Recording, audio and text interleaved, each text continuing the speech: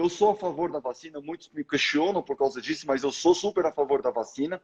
Mas eu acho um crime a gente não lançar urgentemente uma campanha de revacinação dos idosos que foram vacinados com a Coronavac. Sem meias palavras, mais de 80% dos meus pacientes acima de 65 anos não geraram qualquer imunidade. Ah, o teste de imunidade não serve para nada. Espera aí.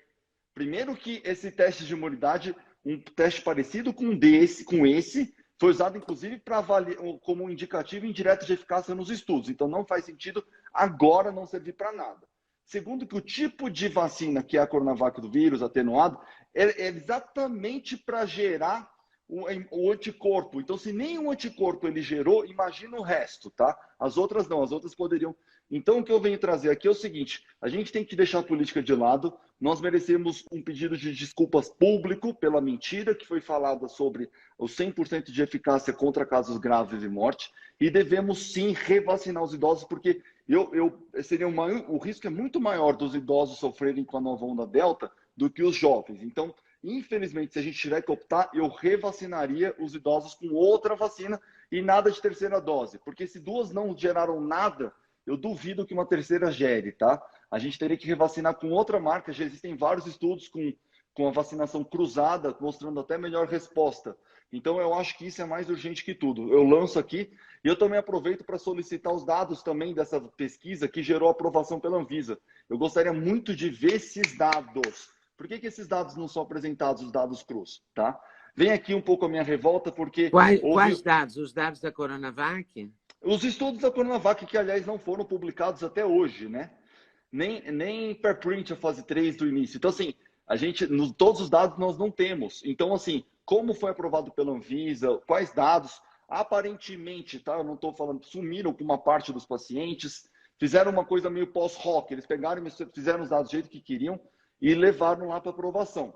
Na época, como não havia outras vacinas, eu concordo com a questão da flexibilização. Essa mesma flexibilização que deveria haver para outras modalidades, e não existe.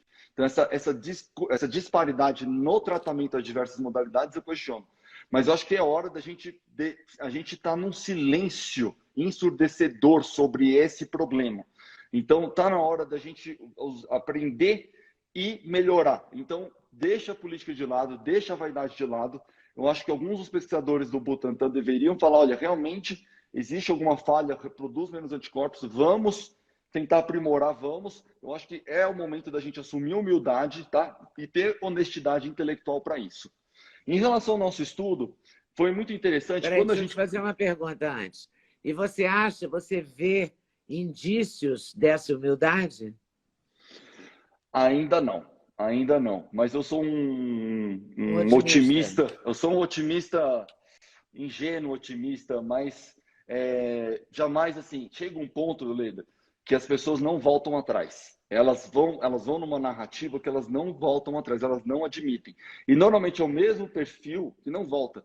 Há o exemplo de um médico aí que publicou alguma coisa questionando, quebrando esse silêncio dessa comunidade científica.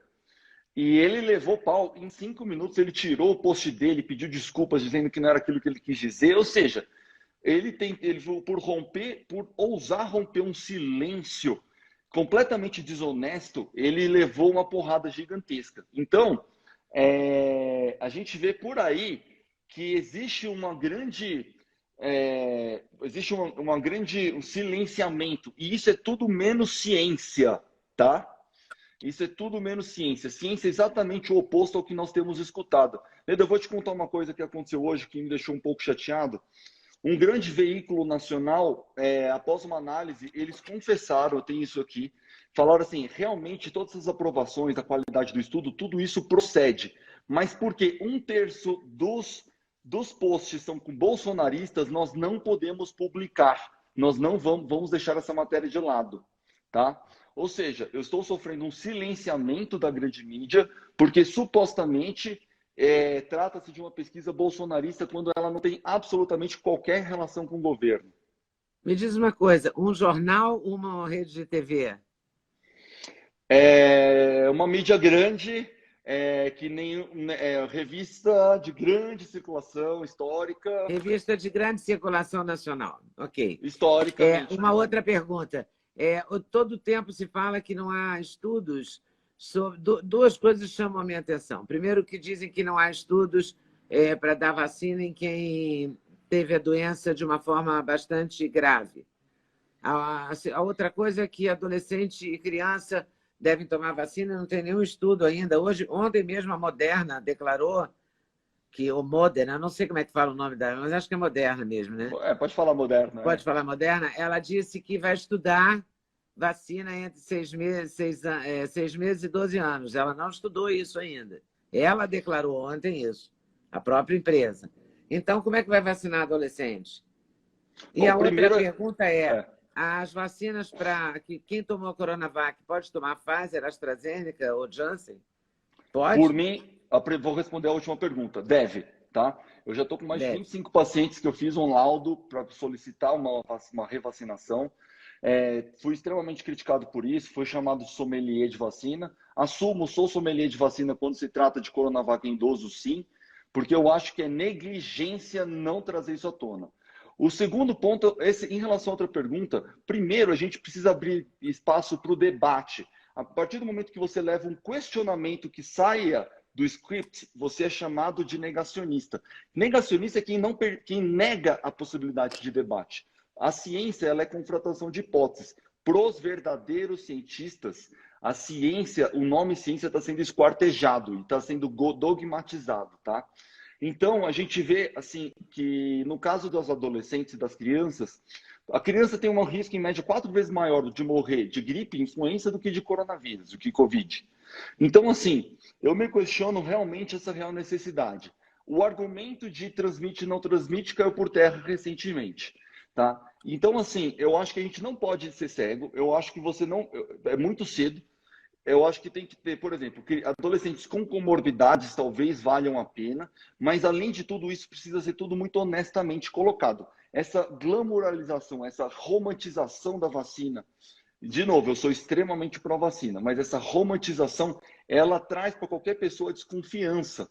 E aí você dá um silenciamento dos questionamentos, as pessoas ficam com mais confiança ainda. É muito fácil você chamar quem não quer vacinar de anti-vaxxer. E outra coisa, quem reclama, Brasil é negacionista, o Brasil, talvez também por causa do histórico de vacinas, é um dos países que mais aceita vacina. O Brasil aceita mais vacina que os países da Europa e Estados Unidos, da Covid-19. Então, isso é uma pura mentira, de que o Brasil é um país negacionista. Então, não adianta falar que bolsonarista, independente de opinião, ou independente de ideias, inclusive, eu não vou nem expor aqui minhas ideias, o comportamento atual é execrável, tá? Então, eu acho que tudo isso que vem acontecendo, a gente está indo para um obscurantismo sem precedentes, eu acho que na história moderna, sabe? Essa questão das vacinas, por exemplo, a gente já está todo mundo vacinado. Prometeram para a gente que depois de 70% vacinado, a gente ia poder voltar à vida normal. Se a gente não voltar para a vida normal agora, que a gente já está plenamente vacinado, a gente vai voltar quando? Porque outras variáveis vão surgir que vão transmitir. Se a gente não voltar para a vida normal agora, a gente não volta mais, ao meu ver. Ou a gente se toca. Porque o que mais falta para voltar para a vida normal? E aí, você tem que lembrar que a supressão dos tratamentos foi muito interessante, porque como você iria aprovar vacina se você tivesse alguma alternativa terapêutica? Lembrando que esse foi o principal argumento para a aprovação de uso emergencial das vacinas. Então, houve uma grande supressão.